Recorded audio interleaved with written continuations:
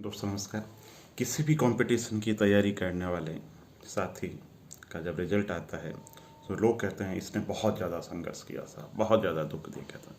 दोस्तों मैं कहना चाहूँगा कि इसको लेकर के कि कंपटीशन की तैयारी करना कोई दुख नहीं है दोस्तों, और पढ़ाई करना कोई दुख नहीं है।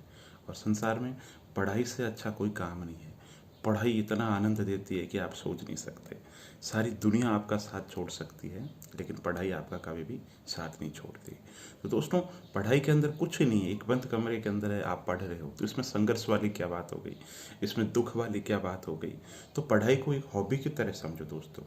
ये मत मानो कि साहब मैं पढ़ूंगा तो ये हो जाएगा। जब पढ़ो तो इस तरीके से पढ़ो कि आपको ज्ञानी बनना है, आपको विद्वान बनना है। परीक्षा की सोच से अगर आप पढ़ोगे तो आपको दुख होगा।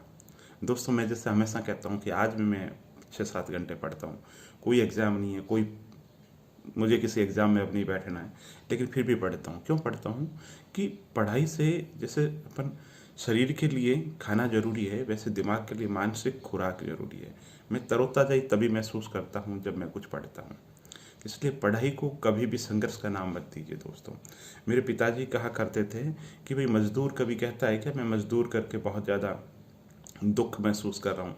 किसान कभी नहीं कहता। विपरीत से विपरीत परिस्थितियों में जब वो इतना हार्ड काम करते हैं, हार्ड वर्क करते हैं, तब भी हिम्मत नहीं हारते, तब भी अपने दुखों का रोना नहीं रोते।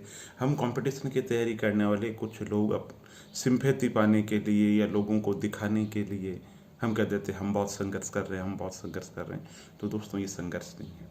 संघर्ष बहुत अलग होता है, दुख बहुत अलग होते हैं। प्रतियोगी परीक्षाओं की तैयारी कर रहे हो, ये एक प्रक्रिया है जिसमें समय लग सकता है, और उस प्रक्रिया के दौरान आप में फ्रस्ट्रेशन आ सकता है, आप निराशा के भंवर में जा सकते हैं, आप परेशान भी हो सकते हैं, और परीक्षा में विफलता मिलने पे आप टूट भी सकते हैं। ये सारी चीज़ें अपनी जगह सही है, लेकिन फिर भी इन सब चीज़ों को आप संघर्ष नहीं कह सकते। संघर्ष अलग चीज़ है दोस्तों। प्रतियोगी परीक्षा की तैयारी है, उसमें डूबना शुरू कर दीजिए, उसमें आनंद लेना शुरू कर दीजिए। और जब पढ़ रहे हैं तो पढ़ाई को इस तरीके से पढ़ो कि मुझे एग्ज़ाम के लिए नहीं पढ़ना है।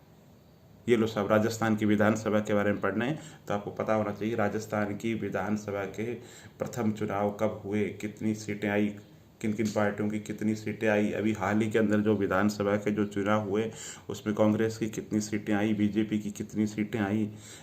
लोकसभा की बात करें तो आपको पता होना चाहिए कांग्रेस की कितनी सीटें हैं, बीजेपी की कितनी सीटें, सपा बसपा की कितनी सीटें हैं। एक आम व्यक्ति के रूप में रुचि विकसित करो। जैसे फिल्म है तो फिल्म में पता होना चाहिए फिल्म इंडस्ट्री के अंदर क्या घट रहा है, खेल कूद में क्या घट रहा है, कौन से अवार्ड किसको मिल रहे हैं। भाई आप तो एग्ज़ाम दे रहे हैं। एक गांव में ऐसा व्यक्ति भी है जिसका पढ़ाई से कोई वास्ता नहीं है, वो सारी चीज़ें याद रखता है। क्यों? उसकी रुचि है।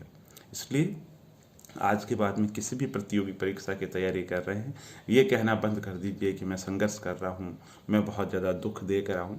आनंद लीजिए, आनंद का अलग ही मज़ा है। चैनल को लाइक कीजिए, सब्सक्राइब कीजिए। बहुत बहुत धन्यवाद।